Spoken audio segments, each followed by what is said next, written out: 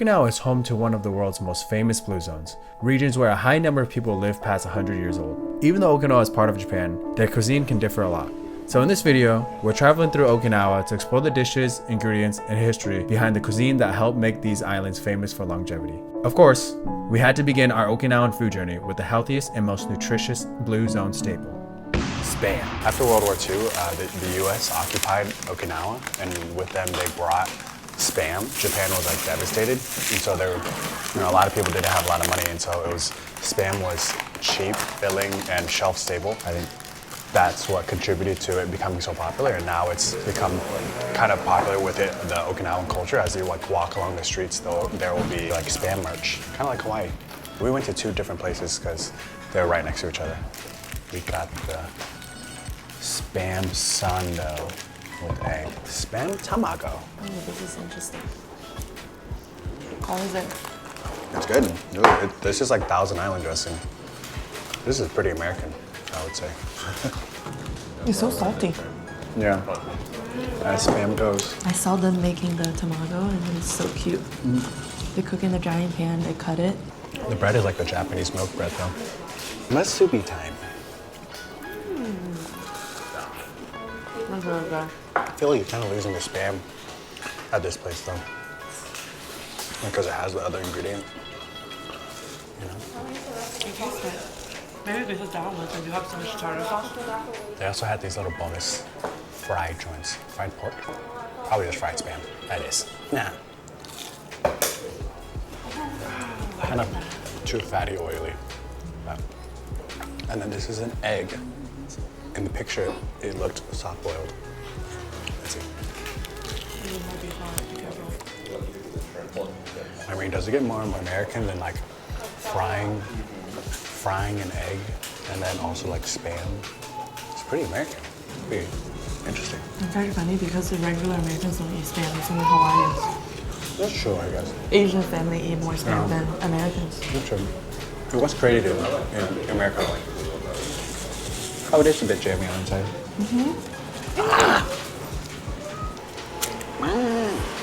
Dropping my Spam on my egg. Okay, well, on to the next Okinawan dish. Bye-bye. Before Okinawa became part of Japan, it was the independent Ryukyu kingdom. Ryukyu actually comes from the Chinese pronunciation of the islands, Ryukyu. Because the kingdom sat between Japan, China, and Southeast Asia, it became a major trading hub throughout East Asia. Because Chinese influence continued flowing into Okinawa for centuries, you end up with foods that feel very different from mainland Japan. Wheat noodles instead of buckwheat soba, rich pork broths, and braised pork belly like Rafute. Then, after World War II, American influence entered the picture, giving Okinawan fusion dishes like taco rice. What makes Okinawan cuisine so interesting is that it reflects every era of Okinawan history. Chinese trade introduced pork cooking and tofu making. Japanese rule layered on soy sauce, noodle traditions, and broader Japanese culinary influences. And then American occupation after World War II brought Spam, taco rice, and fast food culture. So Okinawan food almost feels like a timeline of the islands themselves. So we're at this restaurant now that this Okinawan couple recommended to us last night. Okinawan soba, it's interesting because the Japanese government tried to outrule this being called soba because it's fully made of wheat. There's no buckwheat in it, whereas like traditional Japanese soba is made of buckwheat. But the Okinawans like fought against that and they won. So it's still considered soba, but just Okinawan soba. Tastes like flour noodles, not so like soba chewy. Very yummy. Very good. And the broth is like pork based, whereas traditional Japanese soba is dashi and seaweed based, I think. Okinawa has a huge pork emphasis in their cuisine. It was an available, cheaper protein. There's even a saying in Okinawan culture that they eat everything except the oink. So this was brought over by the Chinese. Once again, it speaks back to like how every Asian culture has their version of the braised pork meat. What is it in China? 红烧肉. Sharo.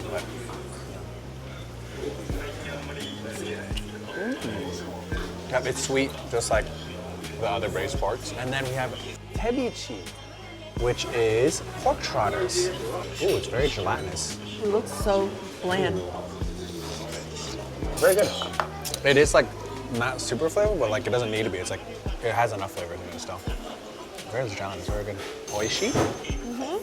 Oishi, oishi, oishi. It's like cooked for so long, so it's like super soft. It's falling off your bone, guys. This shit They literally. do look like ramen because they're curly. Yeah, I read online that it's more comparable to ramen and udon than traditional soba. Holy This shit. is so good. The That tabichi is tastes so like- good. This is taka rice, which is an Okinawan dish. Very odd, right? So this one, similar to Spam, was brought around the time the U.S. military occupied Okinawa. They brought over like taco seasoning. They gave us some Tabasco with it. Tabasco and rice. Who would ever thought? Oh, it's like, it's not ground meat. It's like Pork mince. No. Take two. Yeah, it's not ground meat. It's like, yeah, it's like minced, flossy meat. This is better than the traditional one, the dipping one. This is pretty interesting. I mean, it tastes like what it looks like. It's like traditional or like American taco seasoning, this minced up meat. It looks like a I don't know if I struggle love meal. it, but yeah, it seems more like a struggle meal. And lastly, Jimani tofu. So it's actually, it's peanut tofu, so it's not, soybeans are not used, which is pretty interesting. Apparently I don't know, I think it looks savory because this looks like soy sauce. But this was, I read that it was because soy was not as available in Okinawa, so they used peanuts to make this sort of tofu. Oh, it's like mochi. It looks like mochi. It's like not tofu-ish, which I guess makes sense, there's no soybean. It literally tastes like the milk mochi with soy sauce and like a hint of like nuttiness from the peanut. Interesting. Well, this is Yeah. good. Literally put that in boba. If you didn't Oh add yeah, soy you sauce did. on top. Yeah, it's true. And just add a little sugar. Oh, that would be good. If this was in boba, yeah, because the nutty flavor. We got shaved ice. Oh, no, not again. Why do we keep doing this? You keep doing that. Condensed milk flavor. I like it. You're gonna finish this whole thing. I don't know if I'll finish it, but You gotta sorry, finish it. Lana. Not for me, not for you. I don't want it anyways. Some of the most iconic Okinawa ingredients are also tied directly to the island's geography and climate. Sea grapes, or umiburo, thrives in Okinawan's warm subtropical waters, making them much more easy to cultivate here than mainland Japan. Then there's Goya, the bitter melon used in Goya Champuru. The ingredient likely arrived through Chinese and Southeast Asian trade networks centuries ago, eventually becoming one of Okinawan's signature vegetables. And of course, there's Beni, the Okinawan purple sweet potato, which historically became an important survival crop because it grew well even during typhoon and difficult growing seasons. These ingredients are also part of why Okinawa became one of the original blue zones. They're nutritionally dense, rich in antioxidants, and deeply tied to the traditional Okinawan diet. So we're at a late night izakaya now. Oh, here comes another arigatou gozaimasu. And I wanted to introduce some ingredients that are common in Okinawan dishes, and it's not necessarily like one dish, except for this one, but more so like ingredients that can be used throughout Okinawan dishes. So the first one that Lana is like messing with is seaweed grapes, which is umi budon. Shall we? I really want to pop one. Oh, stop it, Lana. Cheers. Cheers. Vinegar. Just vinegar. Two vinegar? It is really good though. It was almost like caviar-ish with like seaweed blend. It's very good. This And it's secret pretty is fun. better than the sushi place. Oh yeah? The sushi Yeah. place tastes really oceany. Briny. This This is one- briny too though. But this one is like a fresh. Yeah. No. Like you can smell the ocean. It is more so that it's like a regionally available. That's why it's become so popular in Okinawan dish, cuisine. Yeah, it's just like salty, briny, slightly crunchy. It's like mini popping boba. Yeah, it is. One more.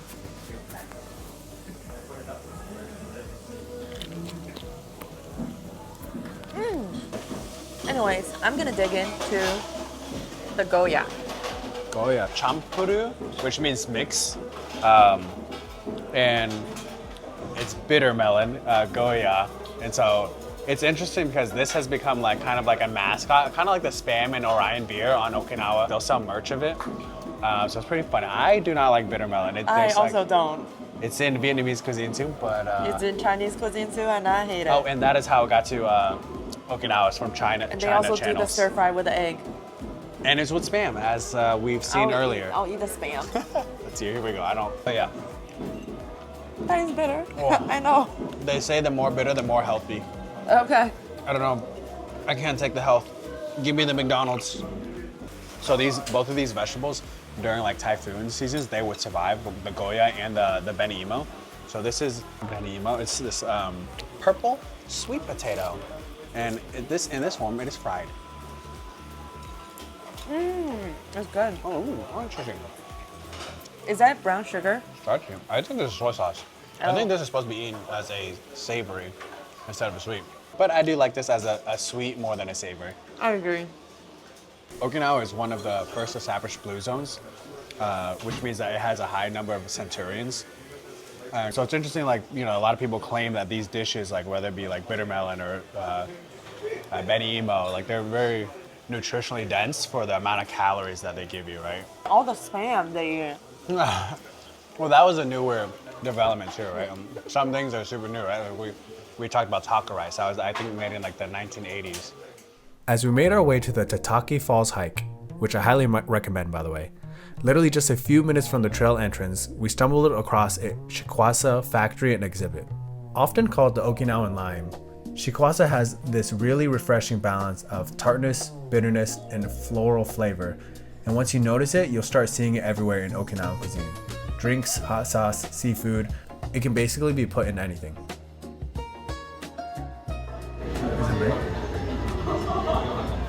Smash it. A little bitter.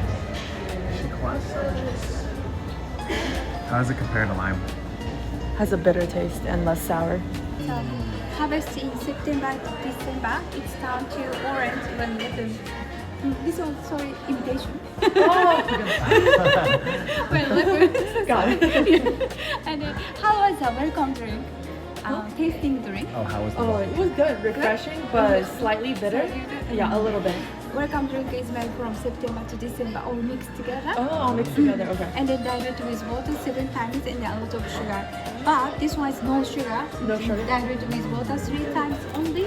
Little bit strong. Take care. Okay. So let's try. Arigatou gozaimasu.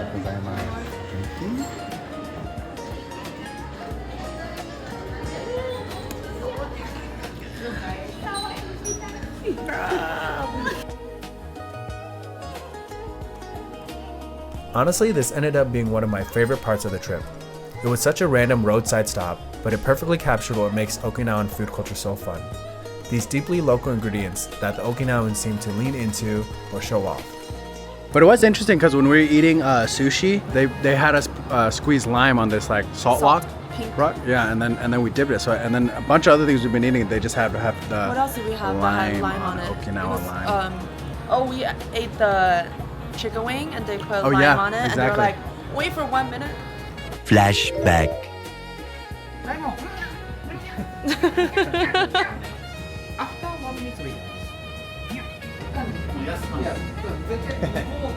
All right, let's get it. Oishi. Yum. Holy fuck, I'm about to get another bottle. Is that fire? It tastes like the Chinese drink I like, Bing Hong Cha. The brisk drink. This is my favorite drink in the does taste world, bro. But better than brisk. Better than that drink. Well, this one has a more floral tea. The other one is more tea and lemon. Yeah.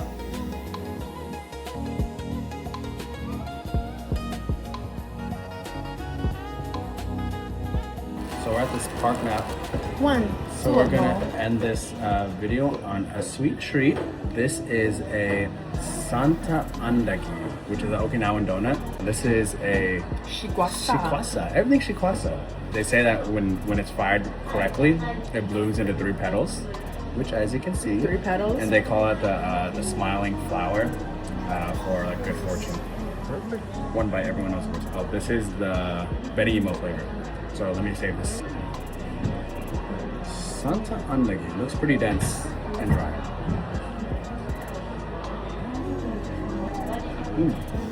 How is it?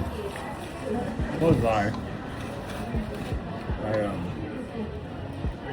Oh god, it's hard to swallow. What do you mean? Too dry?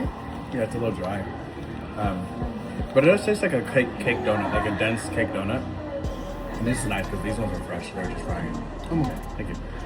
These are all, we just got everything Okinawan because you just got the spam musubi. We got the sada anagi. They say that it has influence from Chinese. No, it tastes dough. like that. Yeah, I don't know. Here we go. Makes sense.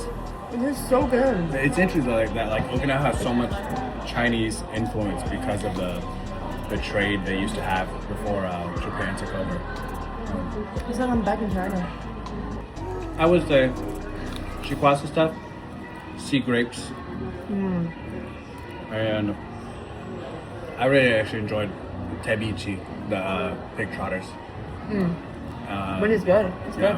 And then like the spam stuff, like it's spam. If you have had spam, if you've been to Hawaii, you've had pretty similar stuff. So, and then oh yeah, the Goya Champuru. You could skip that, or you could try it if you want. But it's really bitter. Don't bitter get melon. Yeah. Oh, and the Beni emo, you have to get the Beni. So it's not even the things we recommend aren't even actually dishes here with like deep history. It's more so the ingredients the ingredient parts that they use. Taco rice you can skip. Taco rice for Unless you're sure. very curious, you can skip the taco rice. You don't have to be curious. You can make that shit at home. Yeah. Get your shredded pork with some taco seasoning, Yeah. lettuce, rice. There you go. But the peanut tofu. That. That one was good. I liked it. That one is interesting. I would try that just because like it's just interesting. Yeah. And especially if you've never had like milk mochi, I would try that. This is so good. Why is food at this like not random park, but this like kind of smaller park kind of fire? Shout out to Japan. It's not a small park. This is like a big attraction. It could fit 10,000 people. Did you know that? Did you know that? Mm-hmm. Well, that's it for Okinawan cuisine. If you come here, try what you can. I would try all if you can, but yeah, we love the ingredients that they use here. Bring cash. Oh yeah, bring cash.